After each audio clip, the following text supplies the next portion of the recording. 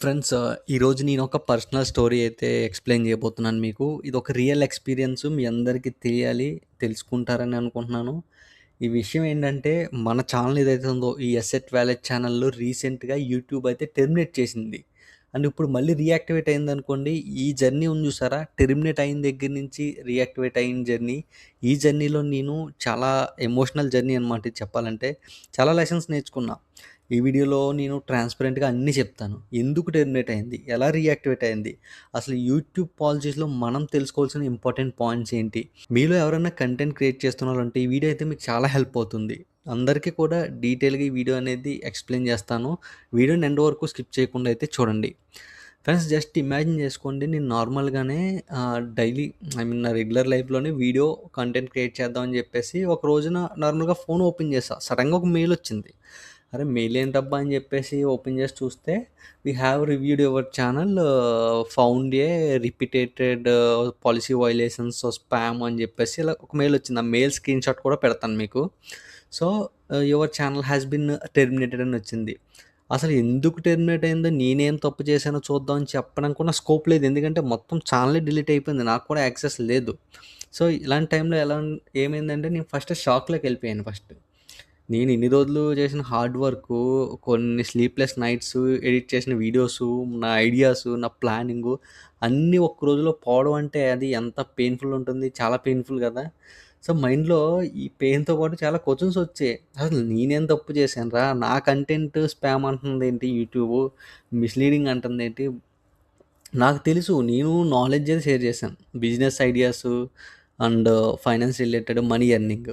నేనెక్కడ ఎలాంటి బ్యా బ్యాన్ చేసిన యాప్స్ ఏవి ప్రమోట్ చేయలేదు నేను. ఆ వర్డ్ కూడా తీయాలనుకోవట్లేదు. మనకి ఇప్పుడు జరిగిన జర్నీలో. ఆ వర్డ్ ఏంటనేది మీకు తెలుసు. అలాంటి యాప్స్ ఏమి కూడా నేను ప్రమోట్ చేయలేదు.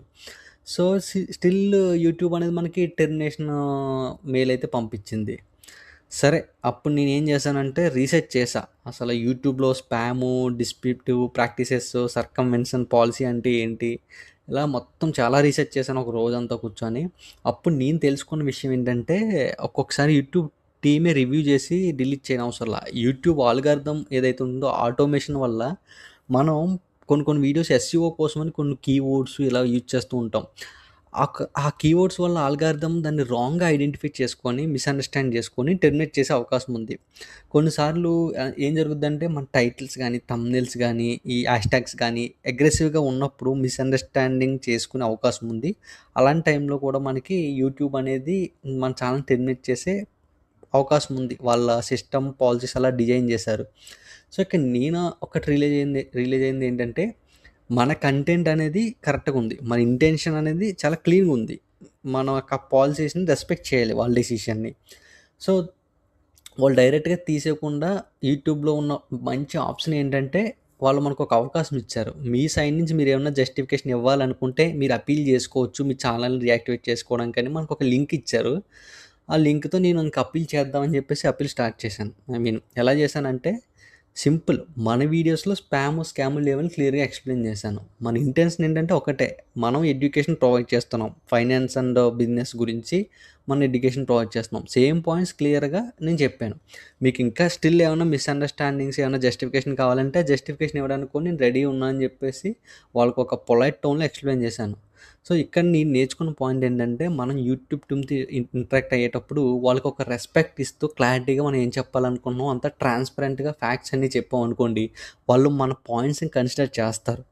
సో, అలా అప్పీల్ సబ్మిట్ చేసిన తర్వాత ఒక 3-5 డేస్ అయితే వెయిట్ చేశాను.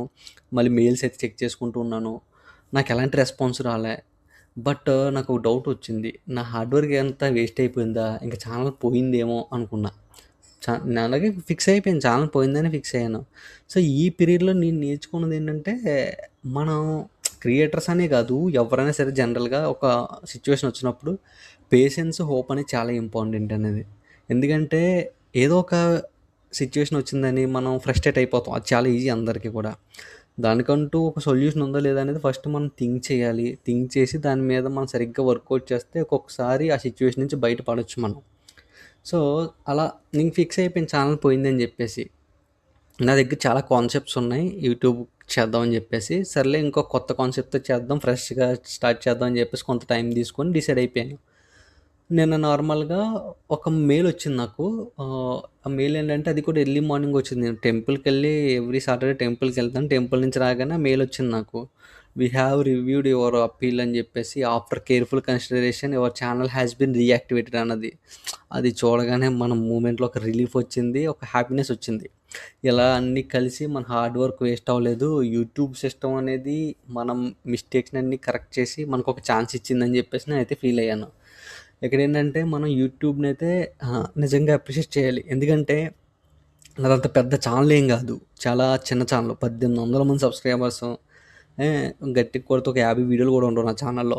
సో, ఇలాంటి చిన్న ఛానల్‌ని కూడా వాళ్ళు అంత కేర్‌ఫుల్‌గా రివ్యూ జేసి, మన ఛానల్‌ని మళ్ళీ టెర్మినేట్ అయిన ఛానల్ రీయాక్టివేట్ చేయడం అనేది నిజంగా అప్రిషియేట్ చేయాల్సిందే. ఎందుకంటే పెద్ద ఛానల్ వల్ల వాళ్ళకి రెవెన్యూ వస్తుంది. ఆ ఛానల్ వల్ల అంత రెవెన్యూ వచ్చి ఏం పోదు ఆళ్ళకి.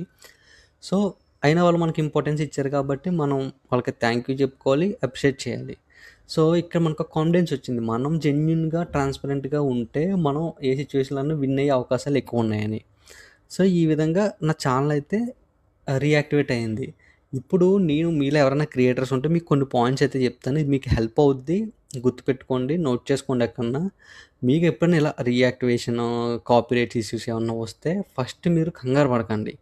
క్లియర్‌గా మీరొకసారి ఆలోచించుకోండి. మీరేమన్నా తప్పు చేశారా అని జెప్పేసి. నాకు తెలిసి నేను తప్పు చేయలేదు కాబట్టి నేను అంత కాన్ఫిడెంట్‌గా వాళ్ళకి అప్పీల్ చేయగలిగాను. మీరు ఒకసారి తెలుసో తెలియకో మనం చేస్తాం చిన్న చిన్న తప్పులు. సో, ఒకసారి చూసుకోండి. దానికి తగ్గట్టుగా మనం ఎక్స్‌ప్లనేషన్ ఇస్తే వాళ్ళు కన్సిడర్ చేస్తారు మన పాయింట్స్. సేమ్ అలాగే మనం కూడా మిస్‌లీడ్ చేయకుండా ఉన్నదున్నట్టు చెప్పాలి. సో, అప్పీల్ చేసేటప్పుడు చాలా పొలైట్‌గా చెప్పాలి. And aggressive and angry tones అయితే వాడకండి. రెస్పెక్ట్‌ఫుల్‌గా మనం ఎక్స్‌ప్లనేషన్ ఇస్తే సరిపోతుంది. పేషెంట్‌గా ఉండండి. కొన్నిసార్లు సిస్టమ్స్‌లో ఉన్న పాలిసీస్ వల్ల మనకి లేట్ అవ్వచ్చేమో గానీ, రిజల్ట్స్ మాత్రం పాజిటివ్‌గా వస్తాయి. బ్యాకప్ ప్లాన్ అయితే క్రియేట్ చేసుకోండి. ఇదే నేను చేసిన తప్పు ఏదన్నా ఉందంటే ఇదే. బ్యాకప్ ప్లాన్ అనేది లేదు. ఏంటంటే, నేను చేసిన వీడియోస్ అన్నీ డైరెక్ట్ అప్‌లోడ్ చేసేసి నా దగ్గర బ్యాకప్ పెట్టుకోలేదు. అంటే వేరే కాపీ ఏం పెట్టుకోలే. సో, మీరలా చేయకండి. ఒక బ్యాకప్ ప్లాన్ జేసుకోండి. ఈసారి కూడా నేను కూడా బ్యాకప్ ప్లాన్ జేసుకుంటున్నాను. నా వీడియోస్ అన్నీ బ్యాకప్‌గా పెట్టుకుంటాను వేరే ప్లేస్‌లో. ఎప్పుడన్నా ఏదన్నా విషయం వల్ల ఛానల్ హ్యాక్ అయినా, డిలీట్ అయినా సరే, ఈ వీడియోస్‌ని వేరే ఛానల్‌లో పెట్టుకోవడానికి మనకు అవకాశం ఉంటుంది. సో, మీరు కూడా ఆ విధంగా బ్యాకప్ అయితే పెట్టుకోండి.